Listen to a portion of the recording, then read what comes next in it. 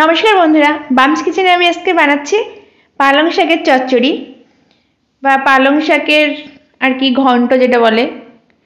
তো পালং শাক নিয়ে নিয়েছি এখানে এক আটি, একদম টাটকা বাজার থেকে নিয়ে আসলাম। আর তারপরে এটাকে আমি একদম কেটে ধুয়ে পরিষ্কার করে নিয়েছি। 3-4 বার কিন্তু ধুতে হবে, নাহলে কিন্তু বালি থেকে যাবে। এর মধ্যে আমি যে সবজি অ্যাড করবো সেগুলো কিন্তু কেটে ধুয়ে রেডি করে নিয়েছি। এখন কড়াইতে দিয়ে দিলাম পরিমাণ মতন তেল। আমি এখানে সর্ষের তেল ইউজ করছি। এবার তেলটা গরম হয়ে গেছে, এর মধ্যে দিয়ে দিচ্ছি এখন 1/2 চামচ পরিমাণ 5 ফোড়ন, মানে ওই ছোটো চামচের 1 চামচ 5 ফোড়ন।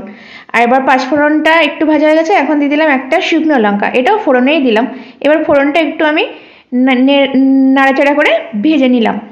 এখন ফোড়নটা ভাজা হয়ে গেছে, এখন এর মধ্যে আমি দিয়ে দিচ্ছি একটা বড় সাইজের কুচিয়ে রাখা পেঁয়াজ। এবার পেঁয়াজটা দিয়ে আমি কিন্তু কিছুক্ষণ ভেজে নেব। পেঁয়াজটা যে খুব বেশিক্ষণ ভাজবো তা না, মানে পেঁয়াজের মানে কাঁচা গন্ধটা কেটে গেলেই আর কি এর মধ্যে কিন্তু আমি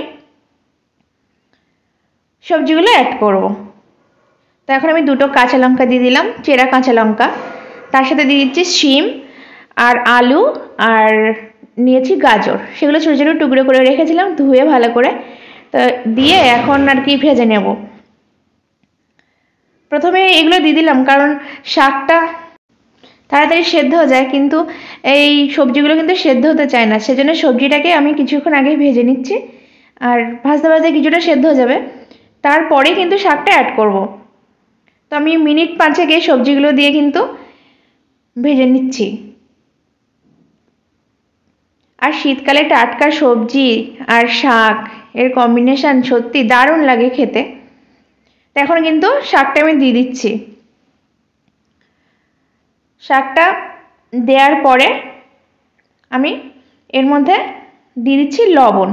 লবণটা কিন্তু অবশ্যই স্বাদ অনুযায়ী।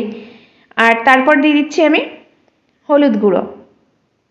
আর এখন দিচ্ছি 1/2 চামচ চিনি। চিনিটা অ্যাড করছি তার কারণ পালং শাক একটু মানে পানসা টাইপের, মানে একটু কষকষ টাইপের হয়। তো সেই টেস্টটা ব্যালেন্স করার জন্যই কিন্তু চিনিটা অ্যাড করলাম। আর চিনিটা না দিলে কিন্তু সত্যি খুব মানে পানসা লাগে খেতে আর কি পালং শাক। তো এখন আমি খুব ভালো করে মিশিয়ে নিচ্ছি সব কিছু। আর লবণ যেহেতু দিয়েছি, এবার কিন্তু জল বেরিয়ে যাবে। আর আমি এর মধ্যে এক্সট্রা কোনো জল অ্যাড করব না, ওই পালং শাকের জলেই আর কি সমস্ত সবজি শাক সব সেদ্ধ হয়ে যাবে। একটুখানি আমি চাপা দিয়ে দেবো, ভালো করে নাড়াচাড়া করে নিয়েছি। নিয়ে দেখুন অনেকটা কিন্তু কমে গেছে, শাক আর জল বেরোতেও শুরু করেছে। আর এখন আমি ঢাকা দিয়ে দিচ্ছি। ঢাকা দিয়ে দিলে পুরোপুরি আর কি শাকের ভিতরের জলটা বেরিয়ে আসবে। আর তারপর আমি মোটামুটি 5 মিনিট মতন পরে ফিরে আসছি। আর শাক থেকে দেখুন কত জল বেরিয়েছে। এবার এই জলটা শুকিয়ে নিলে কিন্তু এই শাকটা আর কি রেডি হয়ে যাবে। শাকটা কিন্তু আমি অনবরত নেড়ে চলেছি, তার কারণ হচ্ছে বেশিক্ষণ যদি আমি বসিয়ে রাখি একটা নয় নিচেটা কিন্তু ধরে যাওয়ার চান্সেস থাকবে। এবার নাড়তে নাড়তে দেখুন পুরো জলটা, নিচের যে জলটা ছিল সেটা কিন্তু একদম শুকিয়ে গেছে। আর কিন্তু বেশিক্ষণ আমি গ্যাসের উপরে রাখবো না, শাকটা যেহেতু আমার রেডি হয়ে গেছে। আমি গ্যাসটা অফ করে দিয়েছি এখন। আর শাকটা রেডি। এটা কিন্তু ভাত বা হচ্ছে রুটির সাথে দারুণ লাগে খেতে। তো আজকের রেসিপিটা আমি এখানে শেষ করছি, আবার অন্য রেসিপি নিয়ে চলে আসবো। আজকের মতো টাটা।